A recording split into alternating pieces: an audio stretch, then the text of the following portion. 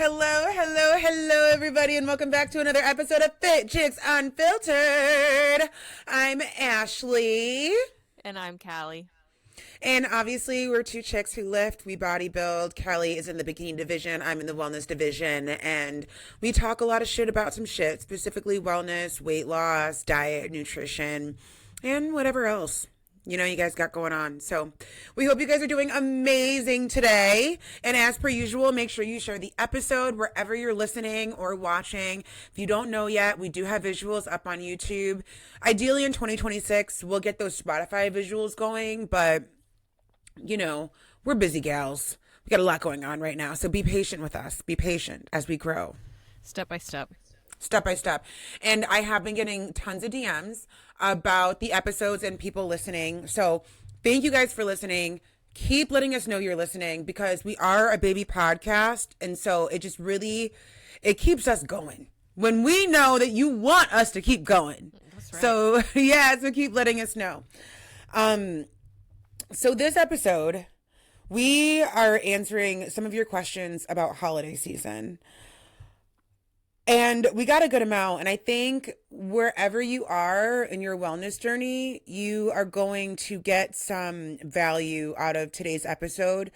One thing I always tell my clients, and I'm sure you can relate to this, Callie, if one person has this question, like they ask you privately in the DMs, it is more than likely that another person has the exact same question. Yes, 100%. Yeah. And I think a lot of people shy away from asking a question in like a public setting because they don't want to look stupid or they don't want to feel stupid or they think it's a stupid question. But in reality, I am of the camp that there's no such thing as stupid questions. I agree. Absolutely. And I try to reiterate that all the time. There is no judgment. The whole point is education. I didn't know the answers to these questions at one point. How did I figure it out? I asked the question. Exactly. And a good coach will never make you feel like you're stupid or that they're judging you. So keep that in mind, friends, for sure. So we have holiday season coming up. It's here. It's pretty much here. It's getting colder. It's getting cooler. Thanksgiving, my favorite holiday, is on the horizon. I know I love Thanksgiving. It's very ritualistic, that holiday, for a lot of people, myself included, especially, back in the day. It was the norm. Family would come over. We'd have a little Puff the Magic Dragon, eat a bunch of food, watch some movies, have a little more Puff the Magic Dragon, go for another plate. That was the vibe. Yeah. And yeah, right? And it's or when I drinking, the day before Thanksgiving, friends, in case you don't know, is the heaviest drinking day of the year. Did you know that, Kelly? No, I did not know that. And I only know that because of my serving and bartending days. We would fight to the death to pick up that shift. The Wednesday before Thanksgiving. That makes sense, though. Everyone's going out. Maybe everyone's in town. They're with their family. They're like, let's just go get some drinks before all the shenanigans tomorrow. Oh, my God. Would I send it back in the day, that Wednesday before Thanksgiving? Whoo, girl. We're talking, we go till dawn. That was the vibe. Girl. Oh my God. And then I'd wake my ass up at 1 p.m., head over to my mom's house and just eat and get plates and nurse my hangover and my God, how life has changed. It is. And then when you're in the sport of bodybuilding, if you're going through a prep during that, which most of the time people are in their off season by then, but it's tough because I was in the same boat. My family would get together and it'd be an all-day affair. All day. Everyone had been cooking the night before, maybe even sometimes multiple nights before. It's just surplus. To where you think, oh, I'm just taking a little scoop of this. Surely I'm going to have to come back for more because that doesn't make sense. I barely grabbed any. Nope. It's like a mammoth of a plate. And a lot of times it'd be 2 or 3 plates to get everything that everybody cooked. Yes. You'd have to have 2 massive plates. Yes. And my Nana, she ended up doing this thing where she would get a bunch of to-go boxes. So at the end, everyone would fill up their to-go boxes and we'd have 3 and 4 to-go boxes a person that you just still work your way through. Literally. Same exact thing. It's freaking crazy. And amazing. and amazing at the same time. So I'll tell you guys this because if you're watching, you're noticing I'm looking down. I am telling my husband to pick up 93.7 ground turkey for me because I got a new coach. Ha ha! So guys, I got a new coach and she put me on a meal plan. Callie is very familiar with the meal plan because guys, when Kelly and I met, structure. When we first met, we were both on prep for bodybuilding. If you guys are curious about the Kelly and Ashley lore, we were both on prep for the bodybuilding show and in summer shredding, and I was on macros, and Kelly, you were on a meal plan. This is my structured meal plan, like no sex appeal. How was that for you, and how many months were you on it? Oh, I had even been on that through my lifestyle. Like, my coach at the time had me on a structured plan through lifestyle. So she, for me, then kicked off my prep in early April, I want to say. And then I did 2 back-to-back shows. So I didn't finish until like mid-November. So it's almost like it's almost like a, like a pregnancy. Gestation. LOL, as she's about to pop. Yeah.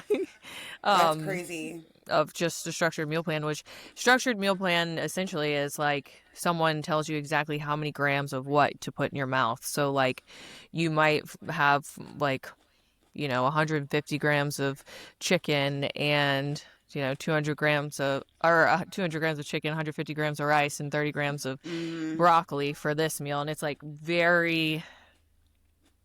that's it. Regimented. Every single day until they change it. You guys are getting me fresh, and I'll keep you posted on what I think about it. I am very macro trained. And here's the thing. And guys, we are going to answer your questions. Right, exactly. You know exactly where I'm going. I think macros are fantastic because they help you understand your food. They help you develop a really deep relationship with food because you have to look at those labels. And so when I coach my clients to macros only. And I do that for a number of reasons. I do that because I only coach lifestyle clients. And the majority of my clients tend to also be on a weight loss journey. They've got 20 plus pounds to lose. I know from experience, if I'm spending hours working on a meal plan for you, you're probably only going to follow it about 80% if I'm lucky. So now we're wasting both of our times. And especially to my clients, right, and to my clients, I no shade. I'm just being for real. You guys know what I'm talking about. And so you have to want it. I can't, as your coach, we can't want it for you. And so obviously Callie and I both do nutrition coaching, and I help people figure out their macros and stuff like that.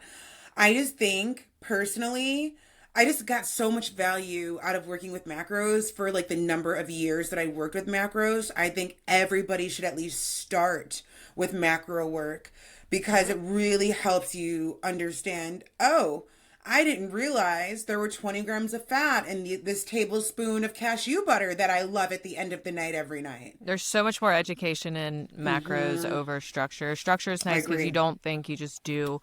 Right. And it's hard though because it's redundant. But yeah. I'm with you. I also coach macros to my lifestyle clients, but I also do structured plans. But I'm pretty adamant if someone wants a structured plan that eventually we phase out of it or we phase into it because I want them to have skills that last for life. Right. And you're not going to follow that meal plan for life. Like, let's be real. That's why, exactly. Macros, it's like every single week. I guess this is a really good segue into the conversation around wellness and holiday season, right? So let's say, friend, you are on macros. Let's say your coach puts you on macros or you put yourself on macros and you're like, how do I abide by my macros on Turkey Day? Let's just go straight into it, right? Because I know that I got questions around this. So I don't know about you, Callie, but I've learned through the grapevine to do something called calorie banking. You know where I'm going with that? I don't know. Are you talking about like saving up calories so you bust them all at a certain time? Or fats. I love to pick your brain on your thoughts on this. So essentially the premise is, right? Let's say you have 65 grams of fats to work with, and you know that you want mama's mac and cheese. So, like, your whole day is light on the fats until it's time to destroy get that mac mama's. and cheese. Exactly. Yeah. What are your thoughts on calorie banking? I don't think calorie banking is healthy long term, but that's actually based around one of the questions I got. What'd you get? Read it out. Yeah. Okay, so which one was it under? Um, the first one was habits to focus on over the holidays to maintain progress, even if my eating isn't perfect. And the other one, which kind of falls into it, was how to stay consistent without being overly restrictive during the holidays. I have several points in these, but my takeaway was what I would do and what I did last year was I calorie banked the whole day. I fasted the whole day. And then that way, one, your stomach's a little shrunk at that point by the time it's time to eat. And two, like, there's no way you can eat that much, without getting physically ill. So I did the you're same probably thing last still year. fine. Yeah. But I can dive into those, my answers, because I wrote down all my answers on that, and I have several different answers. But Kelly's so type A. I'm over here just like fucking freeballing it. And she's I know, I was like, let me prep for the podcast. I love it. Guys, I'm just literally going to freeball it. I screenshotted your questions and we're just going to go with it. But yeah, so let's do, we'll go every other. Yeah, let's do that. Let's do that. So why don't we tackle whichever first one you want to tackle? I'm going to do the first one I said, which is habits to focus on over the holidays to maintain progress, even if my eating isn't perfect. Okay, good question. So my answers to this are one, and it doesn't have to be all of these, but I wanted to give multiple options. A great thing to implement, because you may be out of town, you may be with family, you may be at your own house and family's there, but digestion walks. Anytime you eat something, go for a short walk. It can be 5 minutes, it can be 10 minutes. Shoot, if you want to walk for a while with your family or something, go to the park, like, just walk after you eat. It helps getting the digestion moving and rolling. Another one was and this is something I would, if it were me, I would implement both, but water. Drink your gallon of water, and around Thanksgiving, you're going to be increasing sodium galore. So if you can handle an additional liter or even an additional water bottle on top of the gallon, that's going to help flush some of that out. Then I put eat your protein first. That's exactly where I was going. We are great minds think alike, girl. Yeah. I'm with all of these. The digestion walks, just to kind of pair it with Kelly's saying, friends, there's tons of studies that are backing that up, that walking for 5, 10, 15 minutes after a meal improves digestion in a huge way. So if you have a walking pad, pull out your walking pad. If you don't, walk around like your house, walk outside if you don't live in a super cold climate, or if you do, bundle up and take a nice fall walk with your partner. It's a really good idea to do that. Protein first always is a great one. What was the second point? Was it the calorie banking? Water. First one was digestion walk, then water, then eat your protein first. And remember, friends, the whole water thing too. Most of the time when we're getting hunger cues, when we think we're hungry, we're dehydrated. Yeah. I forgot what this study is, but there's like a stat that's like, essentially, it's to the tone of most of us humans are walking around dehydrated. It's a crazy number. Yeah. And there's also a correlation between like your craving being more sodium based is an indicator that it's around water as well. Not always probably true, but I thought that was pretty a lot of times. It is. Yeah. So another thing that I put on there was eat something on plan or healthy before the big meal, so it removes the temptation. So if you know, like, okay, well, I need chicken, rice, and veggies, I'm going to eat that an hour before we go, so I'm already pretty full. So that way I can still go ahead and make a small plate of whatever I want. And it still is going to be something to where I get full fast and I feel like I didn't restrict. Yeah. And that's I think the most important thing. You don't want to feel like you are missing out. I think, speaking from experience and from my client work, a lot of this whole wellness thing, when we revert back to old habits and patterns, a lot of it is because we feel like we're missing out. You know, we want to go do what our cousins are doing. We want to go eat what our parents are eating. Like, we want to go be in. A lot of it's just crazy FOMO, right? It's FOMO. Yeah. And so And also, it's meant to be a day that you're not overly obsessive over things. Like, enjoy yourself. Exactly. Enjoy yourself. I think that's super important. I think to add on, go for it. I just had one more thing that went to that answer. But to eat, if you don't have any of those options, just eat really slow. Like, feel like you're eating like the slowest person there, because a lot of times you realize you're full once you're already too full. Yeah. So that way you'll actually notice, like, I'm hitting around the 80% full mark, and then you can actually stop. But that takes some willpower, in my opinion. I mean, I'm not a slow eater. No. Fun fact, a lot of what's on your list was on my list for after my VSG surgery. Really? Yep. Like almost everything. Chew your food at least 20 times. Water. Lots of water. Protein first before you go for anything else on your plate. A lot of that was there. And honestly, I think it shows how it's all the same shit, friends. You know? So, like, it's applicable in so many ways. Exactly. You're hearing your favorite people talk about these same points over and over again because this is what you have to do. There's no magic pill. There's no magic carpet ride.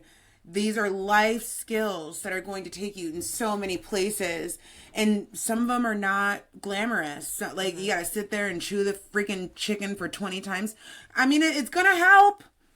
It is gonna help. Yeah. You just gotta do it. You know? Some mindset things you can do for that day. I would, like, get back in touch with your goals. Your why. And this is, great I point. think I'm speaking directly towards, you know, folks that have a lot of weight to lose or who are looking to compete. When, you know, those are two monstrous goals, right? Like, you got 50 pounds you got to pull off, or you want to step on the bikini stage in March of 2026, you know? So it's like, before we go and, like, pig out and do, like, 4 or 5 plates, right? And for some of us, that could be a real serious thing. Yeah. Like, when you end up in a binge, right? Yeah. Especially if you are, or if you have been restricting pretty aggressively up until Thanksgiving and you're like, this is my moment to be free, it can get out of hand really quickly. And so the day of Thanksgiving, it's important to remember that this day is truly about however you want to celebrate it, right? However you want to celebrate it or not celebrate it or whatnot.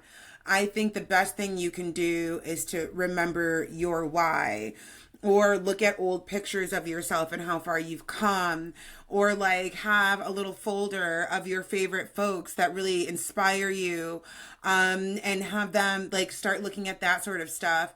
Whatever you need to do to keep yourself on point. Remember too, friends, I was just telling a client this, there are so many opportunities to move your body on Turkey Day and the day after. Like, there's always a spin class. I just know this as a spin instructor because I always get asked to teach on that Black Friday. Or 5Ks. Turkey trots. The turkey trots. There's so many ways to get that body moving right around that holiday time, which will just kind of help. And if you don't want to move your body and you have an off day, do your big one, boo. We're just throwing out options there. Yeah. And so let me pull up one of my questions. Okay.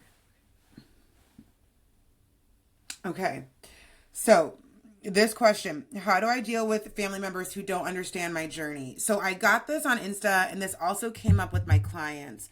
That's a great one. Yeah. And again, I think this is super applicable, whether you are listening to us as somebody who's looking to lose a bunch of weight, or somebody who's looking to compete, or somebody who just likes to lift. No matter where you are in the wellness space, I think this is very applicable, right? Like, I'm on this path of self-discovery. I'm on this path of changing for the better. I'm on this path of becoming a better version of myself. And everybody who lives with me, everybody who loves me doesn't understand. And, they want to separate themselves, or they want to be all up in the know and they don't get it, or they want to influence us with bad behaviors and decisions. And how do we navigate that? Well, You don't owe anyone any explanation, first of all. snaps on that. You don't owe anybody any explanation. I think this opens up the dialogue around boundary work, which is big in the spiritual community. And I think it's very big in the fitness community, but it's less recognized that that's what we're doing in the fitness community. I think the woo folks, we know when we're putting boundaries because we're doing it with intention, where, the fitness folks are just trying to get in a good lift, but they are putting in boundaries, Yeah. So boundary work is something that all of you friends are going to come across if you are on a wellness journey. It's just a part of it. Whether we're talking financial wellness, emotional wellness, physical wellness, romance, and wellness in your relationship, boundary work is something that we all need and we all need to be better at. Yeah. And how to enforce them delicately, but also like sternly enough to where you're not like, oh, well, that response was mighty defensive. Like, how can you say it with your chest and mean it confidently? And right. And then also, what is a boundary? Yeah. I think a boundary can be, I am going to the gym and I'm turning my phone off, or I'm putting it on Do Not Disturb. So if you call me 18 times, Mom, I'm not going to be answering the phone. Yeah. Things like that. Or a boundary could be around dessert. Maybe you want to do a high protein dessert instead of grandma's apple pie, right? I was like, why are you eating that high protein chia seed pudding? Have the apple pie. Well, bitch, because I just had 2 scoops of mac and cheese. Mind your business. Yeah. Yeah. Or someone might be like a classic thing. I know I've brought up my Nana twice, but that was her holiday in my family. Yeah. She would love to make you eat now. If you didn't go back for seconds, she was going to be like, oh, honey, you barely ate. So like for that situation, like if someone's like, oh, you aren't going to go back for more, you aren't going to go back for more. We get that a lot in my family too. Yeah, you could just be like, well, everything looks great. I'm just full. Or I'm pacing myself because I really do want to enjoy everything. And they'll forget. Mm-hmm. They will. I don't know about you, but as millennials, the big thing was we have to clear our plates. If we don't clear our plates, we are wasting food. And ungrateful. And guys, that's a whole nother children podcast are starving episode. everywhere. Yeah. Mm-hmm. Clear your plate. And you have to learn that it's okay to not clear your plate. That's something that you have to learn, that you're not doing anything wrong by not clearing it. I still struggle with that. Same. Mm-hmm. Yeah. So I think when it comes to boundary work and when it comes to telling people no, or telling people yes, or telling people I can't, or telling people I won't, you don't owe anybody anything. No. But a lot of boundary work is about having the cojones to set those boundaries. It's hard to tell your mom no. That's your mama. It's hard sometimes to do that. And I guess... And sometimes your psyche's just waiting for someone to give you that permission, and you're like, okay. Exactly. I guess I did barely eat. Mm-hmm. Right. That part too, right? I know me, if you give me the option, I'm always going to choose the one that's not good for me. Like, if you're like, Ashley, do you want this high protein chia seed pudding, or do you want this Twix ice cream bar? Yeah. Or this beautiful pecan pie on Thanksgiving. And so, that's easy then for you. Yeah. Banana pudding. Or maybe that's too. Banana pudding. Oh, yeah. A sucker for banana. Oh, yeah. Give me some banana pudding, bro. I'm the same way. Oh my goodness, for real. And just so you know, guys, obviously you can see like we struggle with it too. Here are some of the things that I think I'm going to be implementing this Thanksgiving. And this is also boundary work. For example, I'm cooking. So that is something that I'm doing, okay? And if my mom's cooking, she probably is great. Cousin's cooking probably is great. But I'm cooking at my household, so I can control the ingredients. And people can come to my house if they want to eat it, right? So that is something, if you're able to do that, or if you're like, girl, cooking does not sound like fun for me. Me, I put podcasts on and I get after it. So I'm cool with it. I like it. So that, yeah. It's like, the house is smelling like apple cinnamon and it's nice and warm and cozy. It's fall vibes. Uh-huh. Also, too, boundary work. Figuring out when I'm going to go to the gym is something I'm going to do ahead of time. I'm not going to wait till the week of. Because, we have partners and stuff and they want to spend time with us. And then they feel some sort of way because you're out and about. So I probably won't go that Thursday. I'll probably do a walk. But I'll probably go that Wednesday. And you could definitely catch me there that Friday. So you may want to move around your split. So that if you want the day off to be with family, that you can have the day off to be with family. And remember, you don't have to sit in front of the TV and look at football all day. You can go for a walk. You don't have to be stationary because the holiday soups up this idea of being sedentary. Yes. On Turkey Day. You don't have to do that. Yes, I completely agree with you. You can still plan ahead, like create your schedule for that day that might look different than every other day, but at least you're going into it with a plan. Right. And still track. And I say this only if you're very used to tracking, if you're consistent with tracking. Still track, because kind of like what the conversation we had at the top of this episode, this is really vital information. How much protein is in 5 ounces of turkey meat? If your family does ham, how much fat is in the ham that you're using? What is happening with the stuffing? How much butter am I actually using? Okay, so this is what you're saying is a great point, because I also had a question that said how to log all the holiday dishes if I don't make them. Because I know exactly who this came from. It's one of my clients, and she's great at tracking her food, and like very great at it. But for me, like my advice would be like, you just need to go into some of those days knowing that might not be the reality for that day. Like you might not be able to, and if it stresses you out, potentially to go against what you said, unfortunately, but just don't track if it's going to create such mental chaos and havoc in your mind that you're not getting it just right. Yeah. But I agree with you in the sense that tracking is great, but if it's going to be too much on you, do not ruin your holiday over one day, because all of your progress isn't going to be destroyed over one day. It's going to be the sabotage that comes after the one day that you continue to make a consistent falling off the plan. I had a question like that too. So before we get to that question, I also, just to add to that too, remember friends, ChatGPT is your friend. You can ask Chat, like let's say you go to your aunt's house and you have stuffing.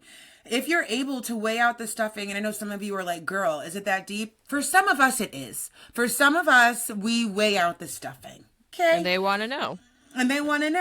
So let's say they have a half a cup of stuffing. You can ask ChatGPT, can I get the macro breakdown for a half a cup of traditionally made stuffing? Something is better than nothing. Yes. So even if you didn't make getting a roundabout guesstimate is still good. Yeah, and that was my point number 2, is like MyFitnessPal is actually pretty good about having pre-logged stuff that, yes, it may not be exact because, your aunt's stuffing recipe is something where she puts her own proprietary spin on it, but it's close enough to where you still have a good idea where you're at with your macros at the end of the day. Or I was going to say, just do, like you said, the, what did you call it? Calorie banking? Macro banking? Calorie banking. Yeah, do the banking. Same difference. Yeah. Calorie banking, macro banking. Yeah. That's a great thing too. Because let's be real. Most of us are eating dinner by like 2 p.m. on Turkey Day. Yeah. So like you're pretty much fasted in the morning. Yeah. And then you're taking a nap by 4. Exactly. So it's not that deep, And to be quite honest, that's normally what most of us do anyway before we even got into the whole wellness thing, right? You save your appetite for Thanksgiving dinner. So that's an option too if you don't want to worry about it. So hopefully that helped. Now, this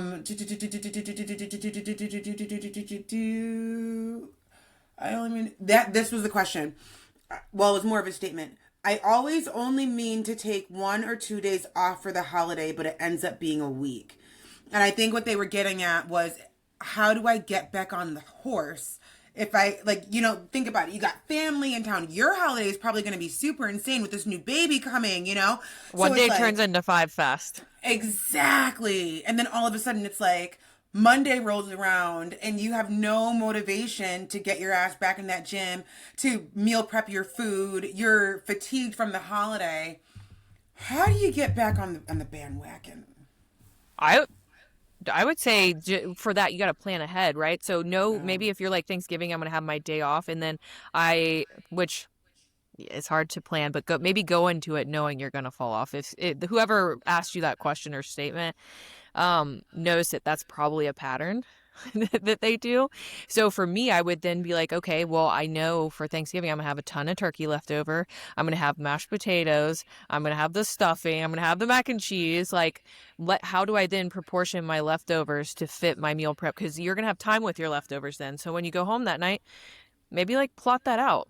So then That's the my next plan. day, yeah, the next day you still Yeah. are enjoying, you're still doing. And then for day two, it's like, okay, well, I'm definitely hitting my water day two because I just flooded my whole system on Thanksgiving with water. So like just I know it's not fun, but just break it down a little bit so it's more of like an easing your way back into it. Because I know not for everyone, it's like snap your fingers and you're like magically back to the workout bunny. It's so true.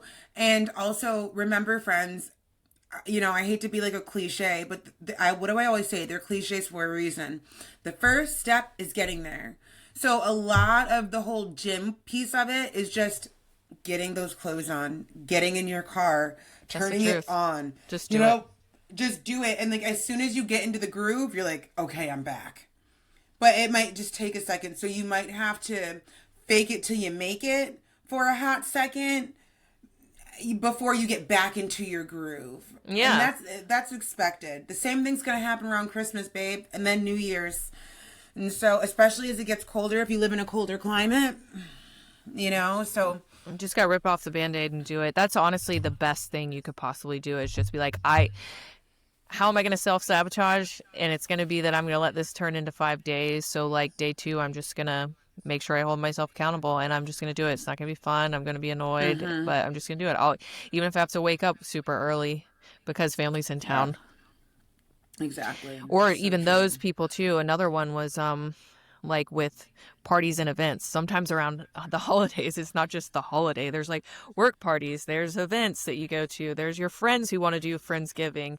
So that could Yeah. easily turn into 5 days. And I would say the same thing, like plan ahead, meal prep, eat the meals for those cases that aren't like the main event, like eat the meals before you go to the Friendsgiving or the holiday party or the going out that night with friends. So that way you've hit everything and the temptation really isn't there. If you're full and you go look at food, you're kind of like, oh, Yeah.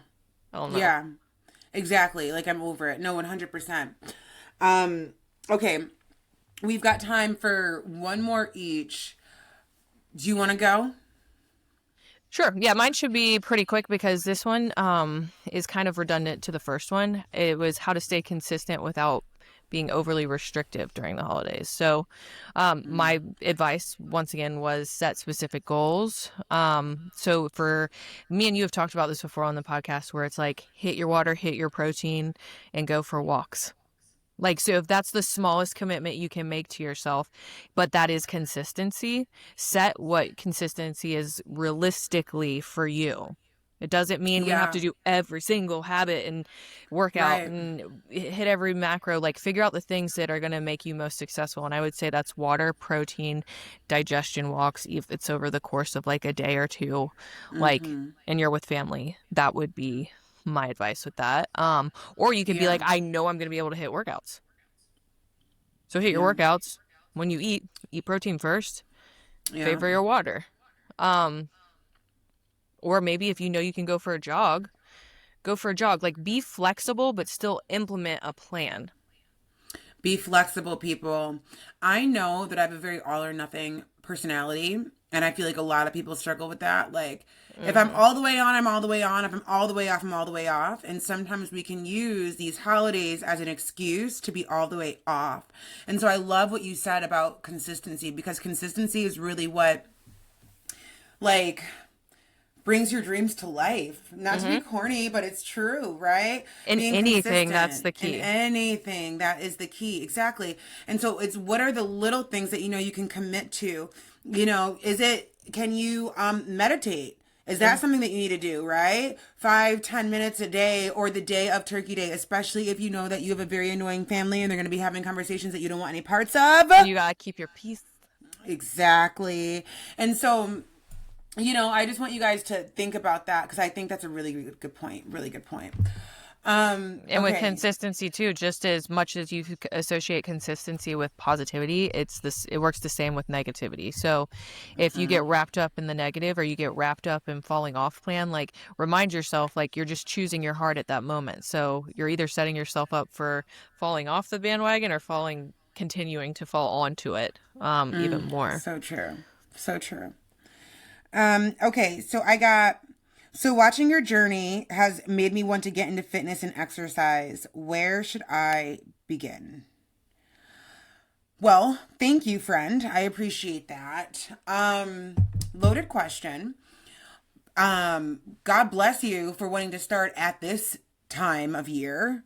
Yeah. So, I think my biggest piece of advice, when people ask me that, right, where do I begin? I go back to kind of where I was, right?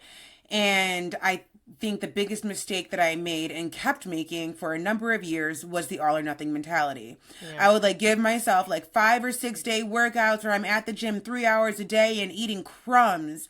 And I would do that for a week or a month and then fall off for a week or a month and the cycle would repeat.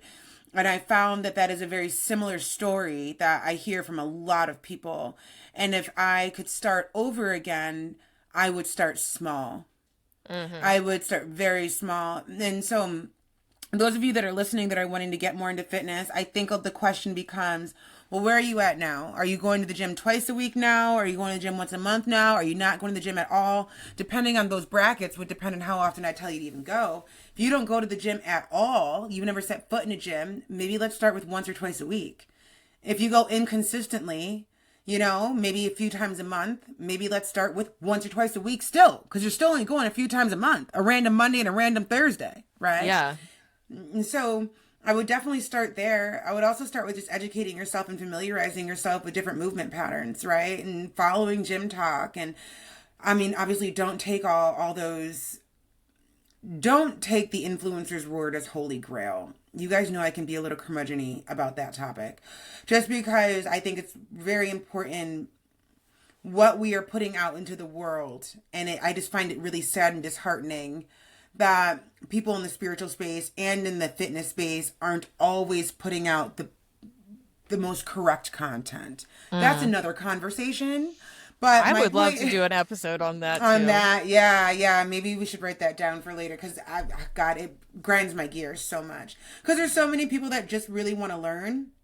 But if you're just starting out in the fitness field, in the area of fitness, you just need to familiarize yourself with a leg extension, with a quad focus movement, with where can I find the treadmills, right?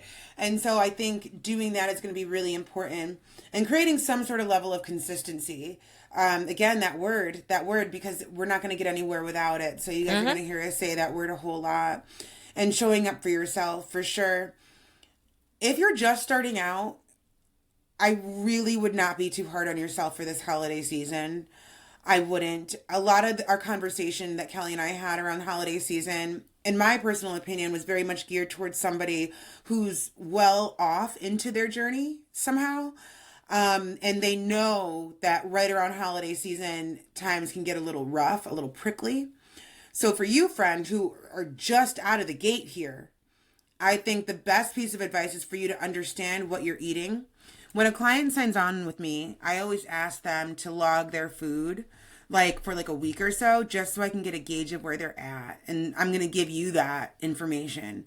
Just log what you're eating. You'll probably find that you're aggressively under eating, like most people are.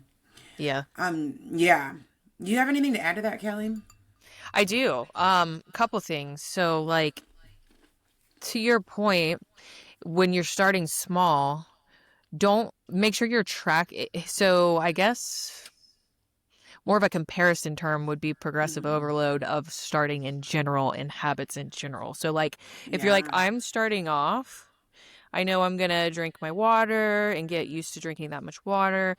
I'm going to go for walks each day, and I'm going to try to start maybe like messing around in the gym 1 to 2 times a week, like Ashley was saying. Yeah. Do that for a few weeks, see how you acclimate, how easy you can stay on plan. Then from there, add one more thing. Maybe it's tracking your protein intake. So like slowly and gradually increase what you're doing so it becomes like more natural instead of throwing the whole kitchen sink at someone and being like, here's all 500 things you need to do to be successful. Bye. Yeah.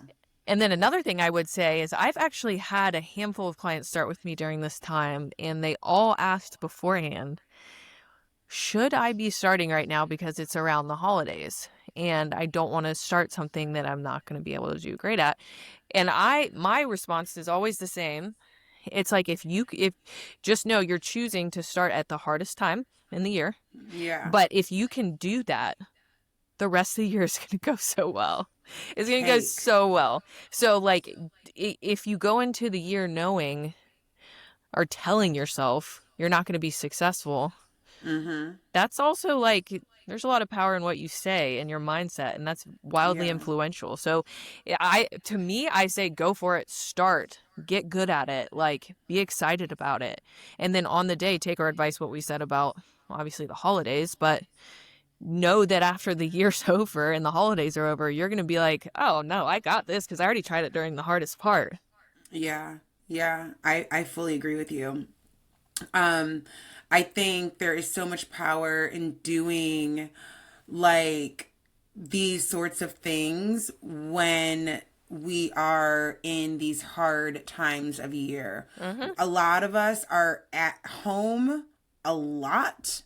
And when we're at home, we tend to be snacky. Like now more than ever, food is so easy to get. Whatever you want, you can just have delivered to your house, which is like insane. And you know, bad choices are at the snap of a finger. The snap of a fucking finger, bro. Like you can have candy but bars you could delivered to you argue at that midnight. and be like, is there healthy choices at the snap of a finger, or is it just what we like how we tell what's tempting? It's not tempting to go for the digestion walk or grab the water instead of like continuing to eat because you are full, but you want to taste more things, you know, like. Right.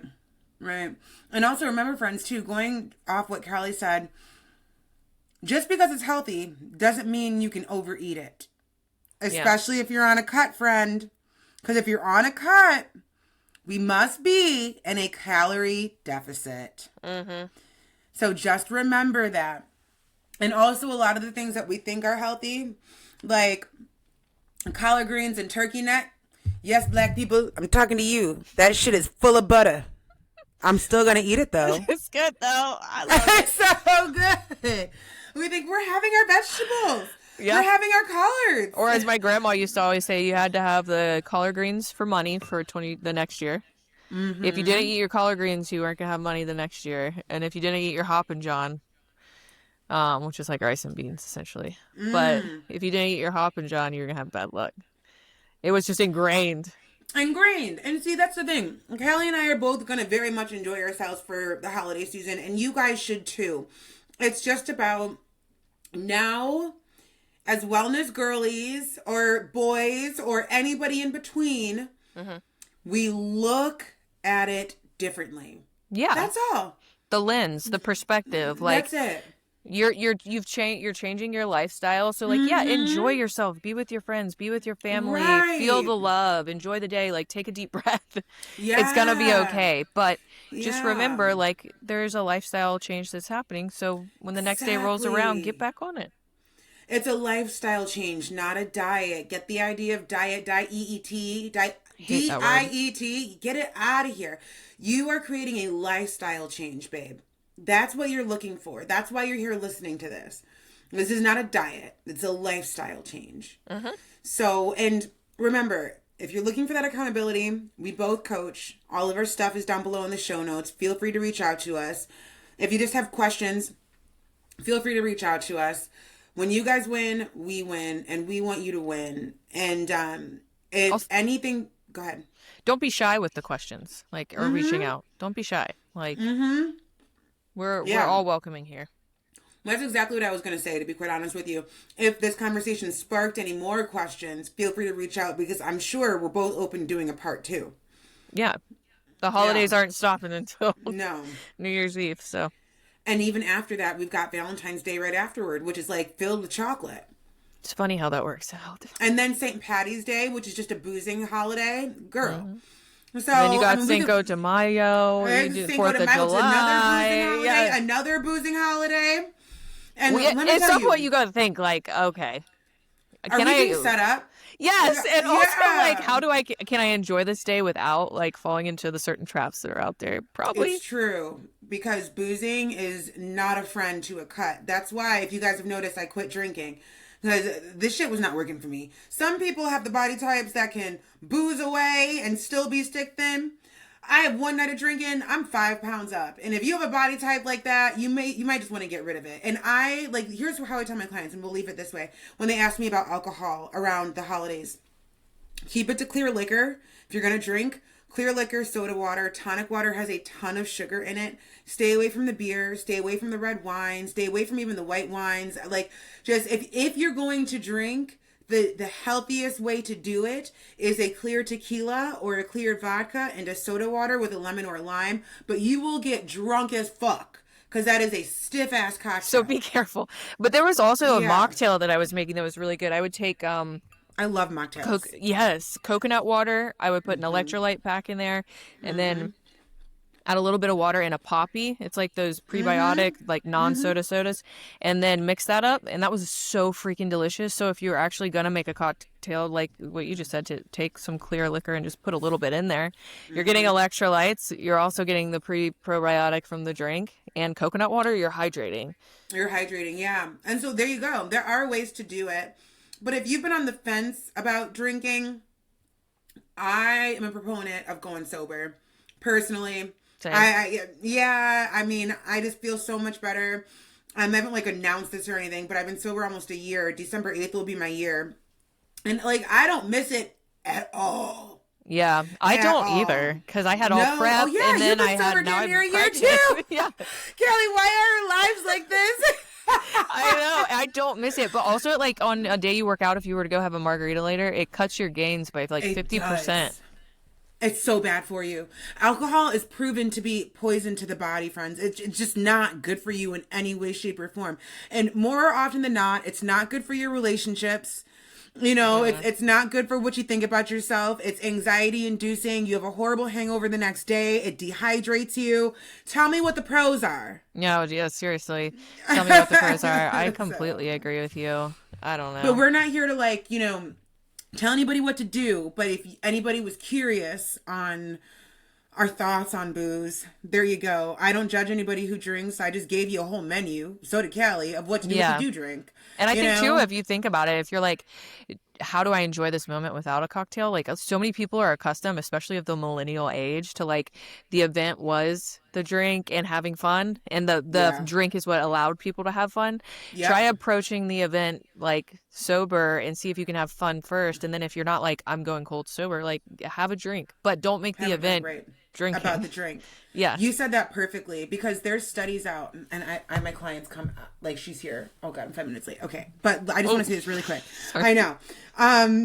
So there's a study coming out that millennials in our age group, exactly what you said, the event was the drink, and the Gen Zers are getting rid of drinking. That is one thing that they're doing. Yeah, they're drinking way less than our generation did or had. Because any of you guys who are in our age group, like mid-30s, you guys know we know how to fucking party. Yep.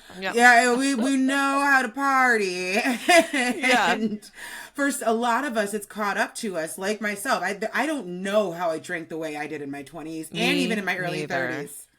Me neither. No clue. My poor body. So, I also believe it's going to be like one day they're going to have studies where they're like, whoa, is this kind of like cigarettes?